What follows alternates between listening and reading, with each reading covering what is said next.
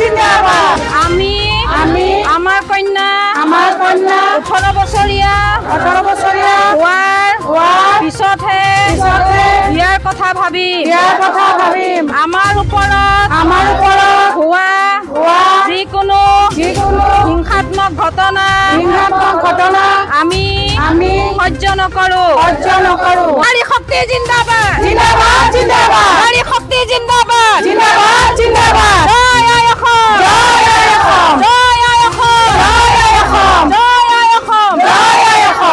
Good afternoon. আজি আমি আহিছো ডাবালিয়াপাৰা গাঁও পঞ্চায়তত প্ৰটেষ্ট চলি আছে বাল্য বিবাহ আৰু যৌতুকৰ বিষয়ত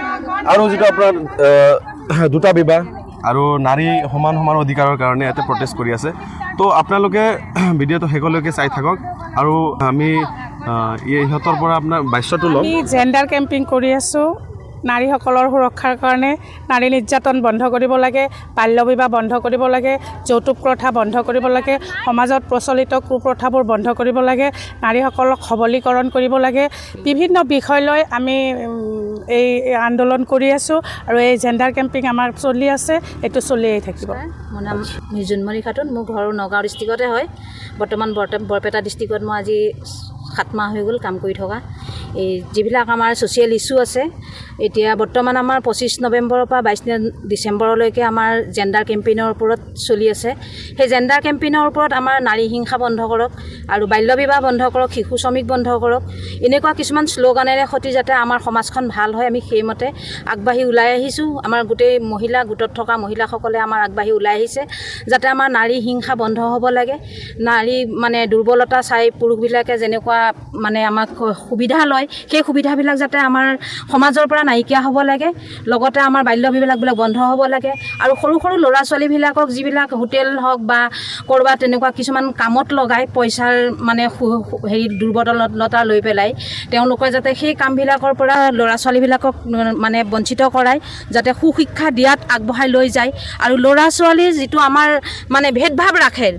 মানে গাৰ্জেণ্টে মাক দেউতাকে যে ল'ৰাটোৱে মানে ভালকৈ পঢ়িব লাগে ছোৱালীজনীয়ে পঢ়িব নালাগে সেই ক্ষেত্ৰত যাতে আমাৰ ল'ৰা ছোৱালী সেই ভেদভাৱটো নাৰাখে প্ৰতিগৰাকী মাতৃক বা প্ৰতিগৰাকী দেউতাকক আমি অনুৰোধ কৰোঁ যাতে তেওঁলোকে সেই ল'ৰা ছোৱালীৰ মাজৰ ভেদভাৱটো যাতে নাৰাখি দুয়োটাকে সমানে আগুৱাই লৈ যায়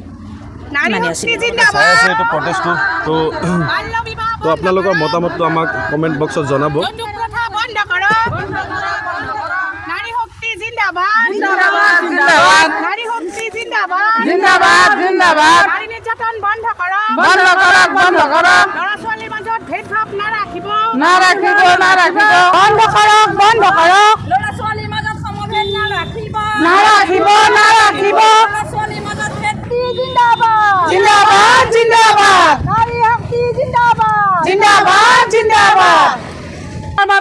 জন্ম নিয়ন্ত্ৰণৰ বাবে আমি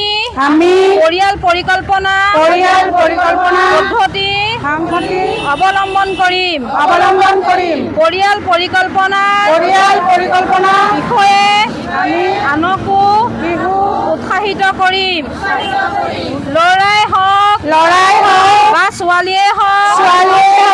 জন্মৰ সময়ত একেধৰণৰ আনন্দ কৰিম আমি কোনোদিনে ল'ৰা ছোৱালী মাজত ভেদভাৱ নাৰাখো আমি প্ৰদান কৰাৰ লগতে উচ্চ শিক্ষাৰ প্ৰতি উৎসাহিত কৰিম আমি আমাৰ কন্যা 18 বছৰীয়া হোৱাৰ পিছতহে বিয়াৰ কথা ভাবিম আমি আমাৰ ছোৱালীক বিয়া হোৱাৰ বাবে কেতিয়াও হেঁচা প্ৰয়োগ নকৰোঁ তাৰ পৰিৱৰ্তে অৰ্থনৈতিক স্বাধীনতা আৰু স্বাৱলম্বিতা অৰ্জন হকে উৎসাহিত কৰিম আমি আমাৰ স্বাস্থ্য পুষ্টিহীনতা আৰু পৰিষ্কাৰ পৰিচ্ছন্নতা ওপৰত যতন ল'ম আমাৰ ওপৰত হোৱা যিকোনো হিংসাত্মক ঘটনা আমি সহ্য নকৰো মহিলাৰ ওপৰত হোৱা হিংসাত্মক ঘটনাৰ বিৰুদ্ধে আমি সংবদ্ধভাৱে যুঁজ দিম আমি সৰ্বাংগীন উন্নতি আৰু কাম কৰিম বুলি সংকল্প ললো নাৰী শক্তি জিন্দাবাদ নাৰী শক্তি জিন্দাবাদ